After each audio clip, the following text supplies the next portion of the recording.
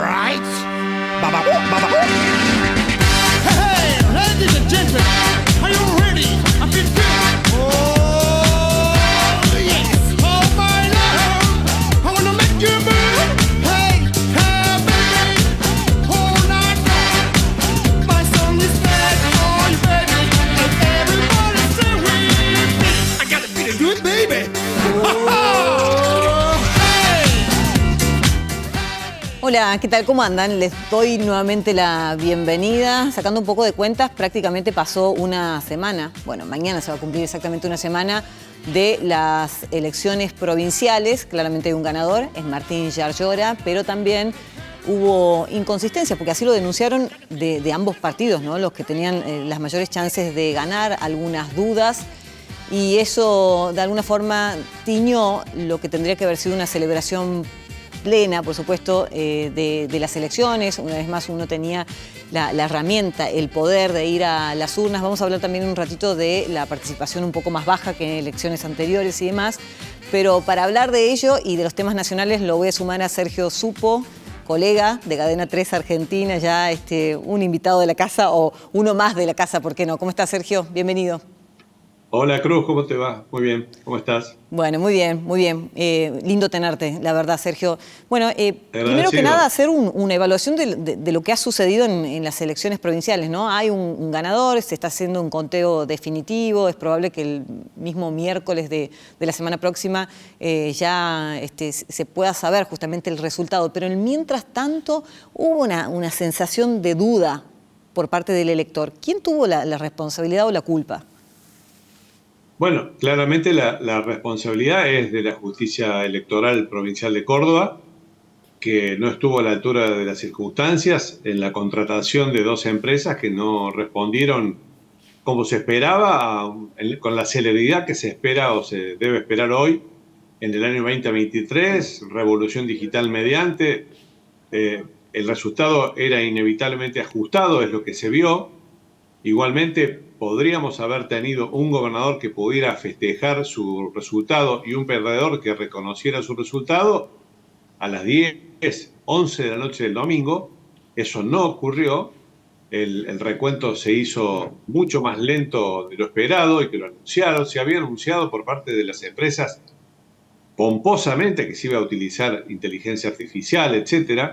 Bueno, se desnudaron una serie de falencias en por lo menos 3 de cada 10 escuelas, lo cual, bueno, impidió primero a los cordobeses y después, como te digo, a los protagonistas de la elección, conocer el resultado y actuar en consecuencia. De manera que vivimos unas horas ahí de no saber exactamente qué había pasado, si bien los números indicaron después de la medianoche del domingo que Martín Yarlora iba a ser el gobernador electo.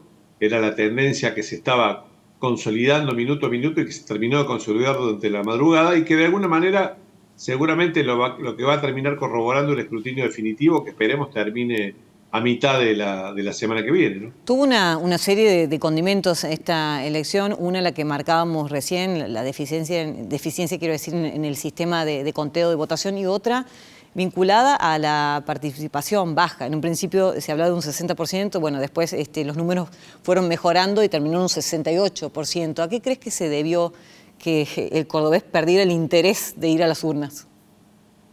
Sí, efectivamente es la participación electoral más baja en la historia electoral de Córdoba en los últimos 40 años. De alguna manera Córdoba se asoció a la tendencia que ya habíamos visto en las otras 10 elecciones de gobernador en otras provincias durante este año. Me parece que hay varios factores, yo elegiría dos principalmente. Por un lado hay un enojo social, claramente, por los resultados que está arrojando la situación social, inflacionaria, en materia de seguridad. Hay un enojo de la gente y la gente de alguna manera lo expresa. Y en segundo lugar también creo que hay una acumulación estrafalaria a mi criterio de elecciones. En provincias como Córdoba vamos a votar por lo menos 5 veces, yendo a las urnas para votar un día gobernador, otro día intendente de nuestra ciudad o de nuestro pueblo, más los 3 turnos electorales nacionales. A mí me parece que un país con la crisis que la Argentina tiene despilfarra dinero multiplicando fechas electorales cuando podría como ya ocurría en otras épocas, unificar esa fecha, no digo en una sola fecha, pero por lo menos en 2 elecciones para que la gente pueda votar el mismo día las categorías que deba hacer. Algo de eso hay. Igualmente, pensamos a primera hora de la tarde del domingo que la participación iba a ser todavía más baja. Cayó finalmente 4 puntos, 4 puntos y medio aproximadamente respecto de la elección del 2019 a nivel provincial, que es lo que uno tiene que comparar habitualmente. Exacto. Mejoró en definitiva, ¿no? Sobre todo en relación a los primeros guarismos, que ahí sí nos impactaba, ¿no? Que sea un 60%, un 62% nada más de los cordobeses los que hayan ido a las urnas, y eso sí producía un cimbronazo. El 23 de Si un julio... error le faltaba, Sí. no, perdóname, si un error le faltaba cometer a la jueza Vidal fue estimar a las 6, 7 de la tarde a los medios que había votado el 60-62% de los cordobeses, cuando en realidad había votado el 68%. Exacto. El 23... Dato errado e innecesario que dio en ese momento. Exacto, totalmente de acuerdo. El 23 de julio, bueno, nuevamente los cordobeses a las urnas para elegir, bueno, acá en la capital, por ejemplo, intendente, ¿no? ¿Crees que esa diferencia de votos que sacó Yarlora sobre Luis Juez acá en la capital podría extrapolarse a esta nueva elección? Sí, Juez gana por 3 puntos la provincia y por 7 puntos y medio aproximadamente la elección de capital. Yo creo que por principio, te digo, por regla general, cada elección es una elección en sí misma, que sin embargo puede estar contagiada por otros efectos o por elecciones anteriores. El escenario muestra también que Yarlora gana la gobernación de Córdoba con un reconocimiento positivo de la gestión que él tiene a nivel municipal. Por eso la diferencia es mucho más grande en Córdoba, ciudad, que en el resto de la provincia, donde en general pierde la elección. Lo que ocurre es que hay, me parece, además, otro factor que uno no debe dejar de tener en cuenta, que son los candidatos que ahora van a participar. Y en ese sentido, Rodrigo de Loredo, respecto de Daniel Pacerini, tiene aparentemente un mayor conocimiento y, según se afirma, yo lo pongo muy entre comillas a esto, una cierta preeminencia en las encuestas de opinión previas a la elección del domingo pasado.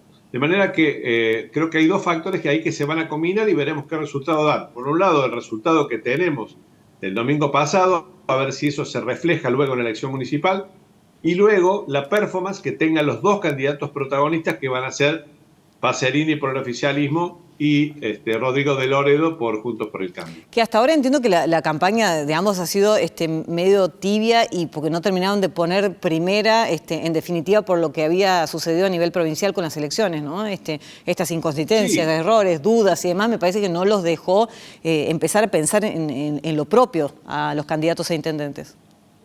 Era inevitable, por otra parte, que la campaña provincial tapara la campaña municipal antes de las elecciones del domingo pasado. Tampoco es que hubo una campaña muy intensa a nivel provincial en las últimas 3 semanas. Yo diría que ahora sí vamos a vivir una campaña un poco más intensa, tal vez un poco más caliente, me atrevería a decir, a tenor por el resultado del domingo pasado y por la competitividad que tratan de exhibir los 2 contendientes principales, más allá de que participan en otras listas, por supuesto, en la elección municipal.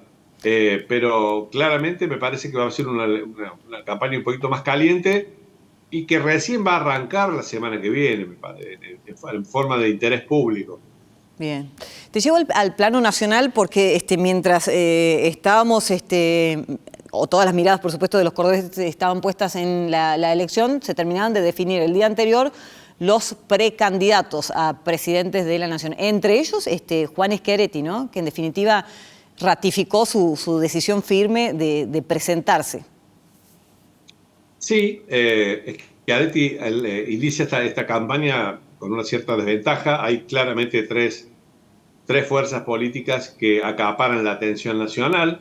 Obviamente el oficialismo, que finalmente logró unificarse o improvisar una cierta unidad a través de Sergio Massa y Rossi, el jefe de gabinete, que van a integrar la fórmula oficialista. Por el otro lado está lo que creo que va a ser el dato más importante en la elección primaria del 13 de agosto, que es la competencia interna en Juntos por el Cambio entre Patricia Bullrich y Horacio Rodríguez Larreta. Eso creo que es la única elección importante que hay, porque de ahí va a surgir un candidato presidencial que va a ser naturalmente competitivo porque es la principal fuerza opositora. Y el tercer elemento es Javier Milei, cuya medición en los sondeos previos en los últimos tiempos viene declinando, pero todavía falta el tramo más importante de la campaña electoral, que está apenas y empezando, porque tenemos todavía un largo mes y medio por delante, y en ese mes y medio pueden pasar todavía muchísimas cosas. En ese grupo hay que contabilizar también a Juan Schiaretti, que claramente compite en desventaja respecto de estas tres fuerzas principales, la izquierda, y un sinnúmero de otros candidatos que también van a tratar de clasificar en las PASO a la elección general de octubre, a la primera vuelta de octubre. Te pregunto por Massa Rossi, ¿era la mejor fórmula? ¿No le quedaba otra al gobierno nacional y, por supuesto, gobernadores y demás fuerzas que forman parte de Unión por la Patria? Es difícil saber si es la mejor fórmula, pero lo que sí está claro es que a Cristina Kirchner y a Alberto Fernández, sobre todo a Cristina Kirchner, que es la que verdaderamente toma las principales decisiones, aunque en este caso le fueron bastante recortadas las posibilidades, no tenía muchas cartas para jugar. De hecho, circuló en la semana previa al cierre de listas la fórmula de Guado de Pedro y Juan Mansur. Se cayó en 3 días. No había otros, ya sabemos que no quiere competir Alberto Fernández o no puede competir porque no tiene intención de voto suficiente, y lo mismo podemos decir de la propia Cristina Kirchner, de manera que el fracaso del gobierno a nivel inflacionario, el aumento de la inseguridad, los niveles de crisis social que tiene en Argentina, no le permiten al gobierno ofrecer un candidato con posibilidades concretas de competitividad. Quizá Massa, que va a buscar votos en el centro político, desprendido del kirchnerismo duro desde el punto de vista ideológico, sea un poco más competitivo, pero esto es una especulación que puede llegar a chocar contra una realidad económica que nos puede llegar a sorprender de aquí a octubre.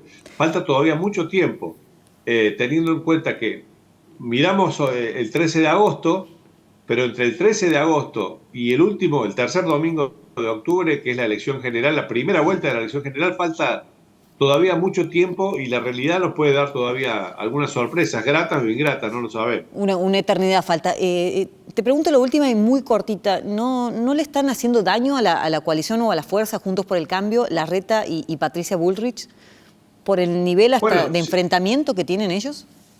Arrancaron la campaña con un nivel de virulencia y de intercambio de ataques que hace temer que puedan llegar a autodestruirse y arruinar la posibilidad que la oposición ha venido construyendo a propósito del fracaso del propio gobierno.